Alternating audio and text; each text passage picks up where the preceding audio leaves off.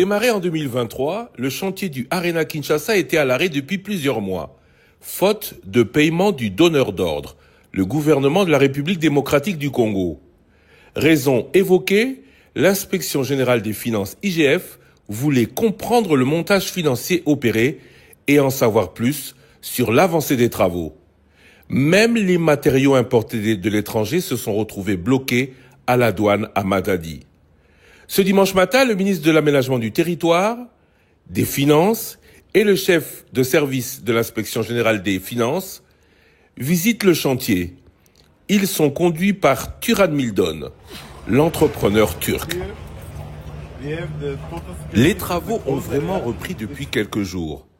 La visite passe en revue ce qui va être fait et les difficultés rencontrées, particulièrement les problèmes inhérents à l'électricité et aux inondations fréquentes dans le secteur du Stade des Martyrs.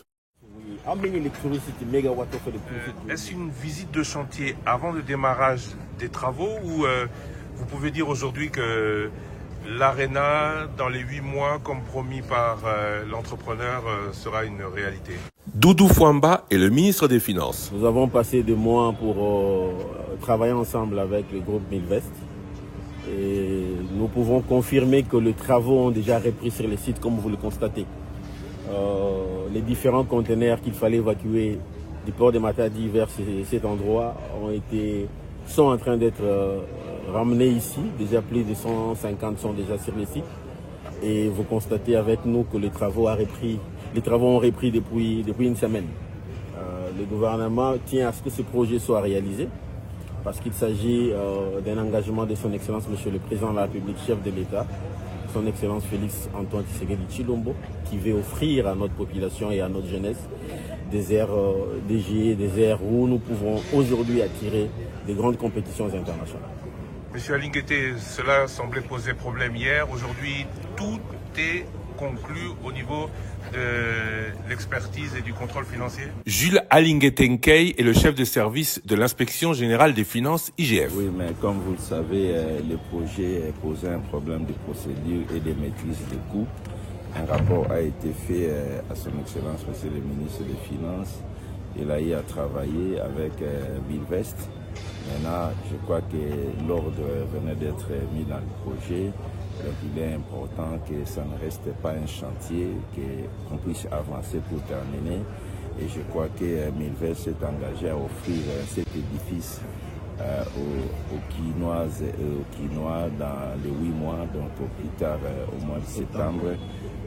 Nous sommes venus accompagner son Excellence Monsieur le Ministre avec qui nous avions travaillé pour remettre de l'ordre dans ce projet. Donc je pense que maintenant on va démarrer et nous tenons à ce qu'on puisse aller de l'avant parce que c'est un projet qui tient à cœur son Excellence Monsieur le Président de la République, chef de l'État. Ce chantier est certes dirigé par une entreprise turque, mais de leur propre dire, le personnel congolais y est bien présent. Il s'agit d'une question ministérielle. La mise en œuvre, le go-œuvre, l'exécution, le planning. Donc on a appris tout parce qu'on a mis ça en place pour arriver ici. Moi j'ai parlé du préfabriqué aussi. On a les gradins en préfabriqué, on n'a pas des stades ici qui a eu cette forme de préfabriqué. Là vous voyez on les monte, donc c'est un truc qui est aussi nouveau que moi j'ai appris ici.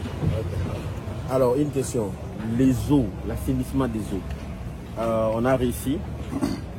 On a réussi à... Parce qu'ici, il y a beaucoup d'eau qui traîne lorsqu'il y a des pluies. Est-ce qu'on a réussi à un système d'évacuation des eaux qui va garantir une meilleure circulation ici?